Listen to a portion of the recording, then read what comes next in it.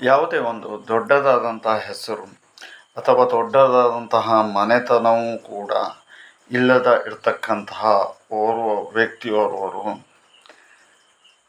ಒಂದು 2018 ಫೆಬ್ರವರಿ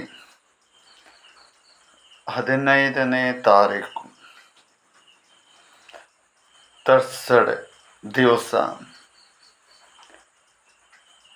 ಬಂದು ನಮ್ಮಲ್ಲಿ ಕೇಳ್ಕೊಳ್ತಾರೆ, ತಾವು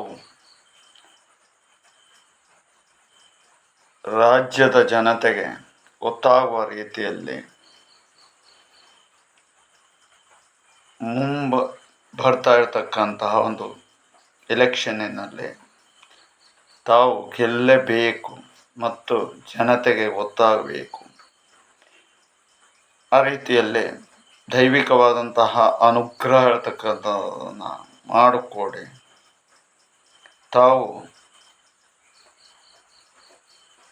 ನಿಮ್ಮನ್ನು ಚೆನ್ನಾಗಿ ನೋಡ್ಕೊಳ್ತೇವೆ. ಮತ್ತು ಆ ಸಮಯದಲ್ಲಿ ಏನೇನೋ ಹೇಳಿರ್ತಾರೆ ಬಿಡಿ, ಅದು ವಿಚಾರ. ಅವರ ಹೆಸರು ಜ್ಯೋತಿಷ್ಯದ ಪ್ರಕಾರದಲ್ಲಿ ನಮಗೆ ಅಥವಾ ಜ್ಯೋತಿಷ್ಯದವರಿಗೆ ಸಂಬಂಧಪಟ್ಟು ಒಂದು ಅಕ್ಷರ ಮಾತ್ರ ಸಾಕಾಗುತ್ತೆ. ಅವರ ಅಕ್ಷರ ಹೇಳ್ತಕ್ಕಂಥದ್ದು ರ ಅಕ್ಷರದಿಂದಾಗಿ ಉಂಟಾಗ್ತದೆ. ಅನಂತರದಲ್ಲಿ ಆಗಲಿ ಒಳ್ಳೆಯದಾಗಲಿ ಅಂತ ಹೇಳೋದಾಗಿ ನಾವು ಮಾಡಿಕೊಡ್ಲಿಕ್ಕೆ ಒಪ್ಪಿಡ್ತೇವೆ. ಅವರು ಕೂಡ ಅದಕ್ಕೆ ಸ್ಪಂದನೆಯನ್ನು ಕೊಟ್ಟಿರ್ತಾರೆ. ತದನಂತರದಲ್ಲಿ ಸಮಯ ಹೇಳ್ತಕ್ಕಂಥ ಬರ್ತದೆ. ಅಂದ್ಕೊಂಡ ಹಾಗೆ ಪರಮಾತ್ಮನ ಅನುಗ್ರಹದಿಂದ ಎಲ್ಲ ಕೆಲಸ ಕಾರ್ಯಗಳು ಕೂಡ ಆಗ್ತಾ ಹೋಗ್ತದೆ. ಹಾಗೆ ಆನಂತರದಲ್ಲಿ ಗೆಲ್ಲಲೇಬೇಕು ಅಂತ ಹೇಳುವುದಾಗಿ ಒಂದು 4 ಜನ ನಮ್ಮ ಹತ್ತಿರದಲ್ಲಿ ಕೇಳ್ಕೊಳ್ತಾರೆ. ಆಯಿತು, ಒಳ್ಳೆಯದಾಗಲಿ. ಒಳ್ಳೆಯದಾದ ನಂತರದಲ್ಲಿ ಒಬ್ಬರು ನೆನಪಿನಲ್ಲೂ ಇಟ್ಕೊಳ್ಬಹುದು ಅಂತ ಹೇಳುವಂಥ ವಿಚಾರವನ್ನು ತಿಳಿಸ್ತೇವೆ. ಆಯಿತು, ನಿಮ್ಮ ಮಾತಿಗೆ ಒಪ್ಪಿ ಅದನ್ನೂ ಕೂಡ ನಾವು ಮಾಡಿಕೊಡ್ತೇವೆ ಅಂತ ಹೇಳುವುದಾಗಿ ಅಭಯವನ್ನು ಕೊಡ್ತೇವೆ. ದೈವಿಕವಾಗಿ ಅದಕ್ಕೆ ಸಂಬಂಧಪಟ್ಟು ಏನು ಕ್ರಮಾದಿಗಳನ್ನು ತೆಗೆದುಕೊಳ್ಬೇಕು ಅದನ್ನು ಮಾಡ್ಕೊಂಡು ಹೋಗ್ತೇವೆ. ಮಾಡ್ಕೊಂಡು ಹೋದ ನಂತರದಲ್ಲಿ ಅದೇ ಥರದಲ್ಲಿ ಆಗ್ತದೆ, ಗೆಲ್ತಾರೆ, ಎಲ್ಲ ರೀತಿಯಲ್ಲೂ ಆಗ್ತಾರೆ. ತದನಂತರದಲ್ಲಿ ಆ 4 ಜನರನ್ನೂ ನದರಿಸುವುದಿಲ್ಲ. ಈ ಕಡೆಗೆ ಮಾಡಿಕೊಟ್ಟವರ ನೆನಪಂತೂ ಇರುವುದೇ ಇಲ್ಲ. ಆನಂತರದಲ್ಲಿ ಹೆಸರು ಇತ್ಯಾದಿಗಳೆಲ್ಲ ಬಂದವು, ಎಲ್ಲವೂ ಹೌದು. ಕೊನೆಗೆ ಏನಾಗತ್ತೆ, ಮರೆತರೆ ಏನಾಗ್ತದೆ ಹೇಳುವುದು ಕೂಡ ಅವರಿಗೆ ಚೆನ್ನಾಗಿ ಅರ್ಥ ಆಗಿರಬೇಕು ಈಗಾಗಲೇ.